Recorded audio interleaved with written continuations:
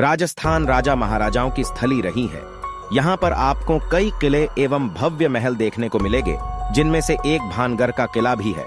भानगढ़ का किला राजस्थान के अलवर जिले में स्थित है। यह किला अपनी भुतहा कहानी के कारण प्रसिद्ध है। भानगढ़ के संबंध में लोगों की अलग अलग मान्यताएं रही हैं, तभी तो यहाँ रात को रुकने से मनाही की जाती है। यह भी कहा जाता है जो रात को इस किले में रुकता है वह सुबह तक मिलता नहीं, यदि मिलता भी है तो सही हालत में नहीं। यानी रात्रि के समय भानगढ़ किला कैसा होता है, यहाँ की भूतियां कहानी सुनने के बाद ही पता चलेगा। क्या आज भी भानगढ़ किले में प्रेत आत्माओं का निवास है और इस किले के दर्शन आप कैसे कर सकते हैं, ये भी जानेंगे इस सच्ची घटना में। भानगढ़ किला 1613 में माधो सिंह ने इसका निर्माण करवाया था। अलवर के सरिस्का बाग परियोजना क्षेत्र में स्थित यह किला भारत के सबसे डरावने किलों में गिना जाता है। यहाँ के लोगों के विश्वास और धारणाओं के अनुसार यहाँ कई असाधारण घटनाएं घटित होती रहती हैं। प्रेत आत्माओं का साया होने के कारण यह किला इंसानों से पूरी तरह से वीरान हो गया। भारतीय पुरातन विभाग ने यहाँ आने वाले पर्यटकों के लिए बोर्ड लगाकर स्पष्ट चेतावनी दी गई है कि किले में रात के बाद ठहरने की मनाही है। यदि कोई इस चेतावनी को नजरअंदाज करता है तो उसकी सुरक्षा की जिम्मेदारी खुद की होगी। जैसे कि मैंने पहले भी बताया, भानगढ़ का किला राजस्थान के अलवर जिले में आता है।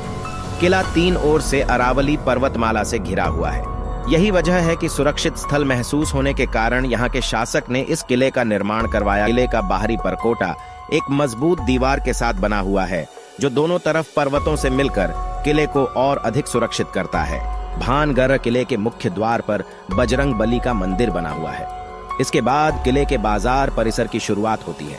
बाद में आते हैं किले के प्राचीन राजमहल और यहाँ के मंदिर। यहाँ एक बावड़ी भी है जो संभवतया उस समय के लोगों के लिए स्नान करने के लिए उपयोग में ली जाती थी। किले के मुख्य मंदिरों में भगवान सोमेश्वर, गोपीनाथ, मंगला देवी और केशव राय के मंदिर हैं।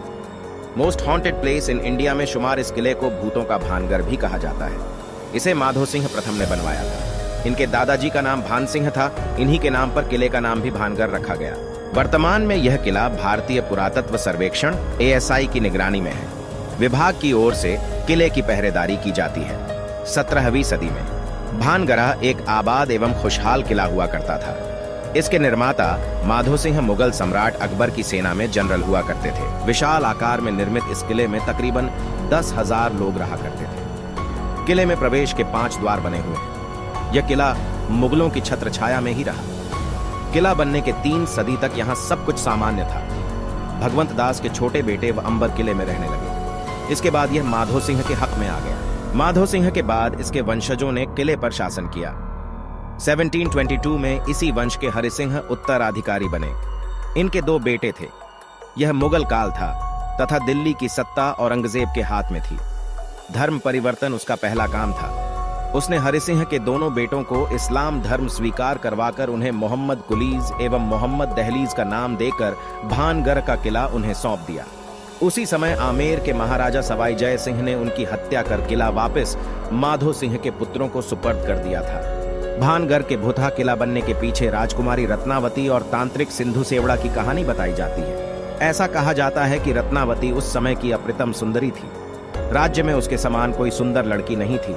एक दिन रत्नावती अपनी कुछ सहेलियों के साथ किले में स्थित त्रिपोलिया बाजार में गई तथा एक इत्र की दुकान पर ठहरी। उसने एक सुगंधित इत्र की शीशी को उठाया और सुगंध लेने लगी। उसी समय वह तांत्रिक दूर से रत्नावती को देख रहा था। उसने देखते ही राजकुमारी को पाने की तमन्ना जग गई। वह काले जादू की कला में माहिर था। उसने राजकुमारी को पाने के लिए उसने उस शीशी पर अपना जादू चला दिया। पास ही देख रहे किसी पहरेदार को इस वाकया की जानकारी हो गई तो उसने रत्नावती को बता दिया।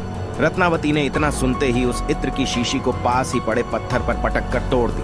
राजकुमारी ने जिस पत्थर से शीशी को तोड़ा था वह पत्थर लुढ़क कर उस तांत्रिक का पीछा करने लगा और कुछ ही दूरी पर उस तांत्रिक पर पत्थर गिरने से उसकी मृत्यु हो गई। मरते वक्त उसने इस किले को श्राप दिया कि जल्द ही तुम सब मारे जाओगे।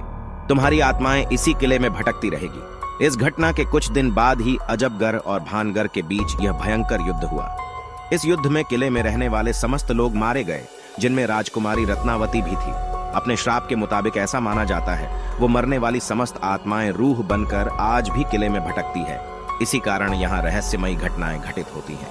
इस किले के साथ एक और घटना बताई जाती है। कुछ लोगों के अनुसार यह घटना बाबा बालकनाथ के साथ जुड़ी हुई है। जब इस किले का निर्माण शुरू किया जा रहा था तो बाबा बालकनाथ ने भगवंत दास को यह बताया था कि आप किला अपने पसंद की जगह पर बनाओ, मगर उस किले की छाया मेरे पूजा स्थल अथवा आश्रम तक नहीं पहुंचनी चाहिए।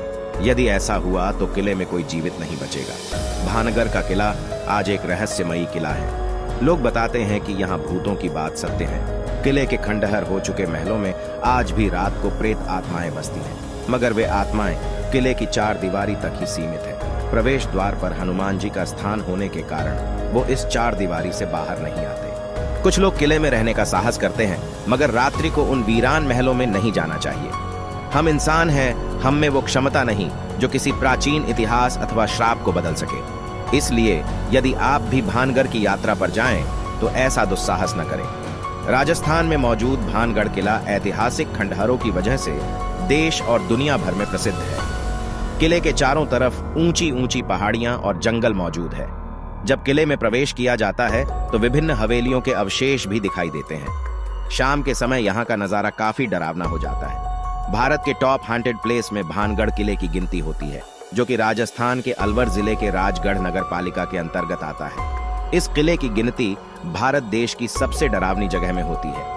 ऐसा इसलिए कहा जाता है क्योंकि यहाँ पर शाम के समय के पश्चात जाने पर भारतीय पुरातत्व विभाग के द्वारा प्रतिबंध लगा दिया गया है।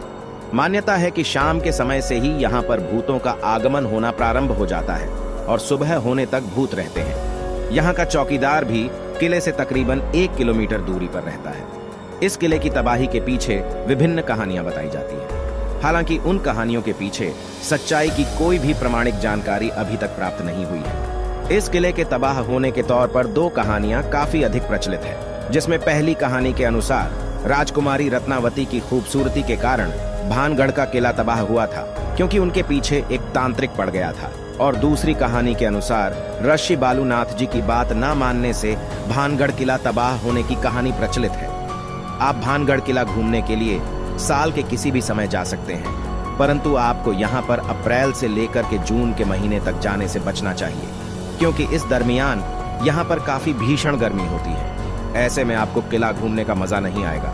इसलिए आपको नवंबर के महीने से लेकर के मार्च के महीने तक इस किले को घूमने जाना चाहिए, तभी आपको किला घूमने का पूरा आनंद आएगा।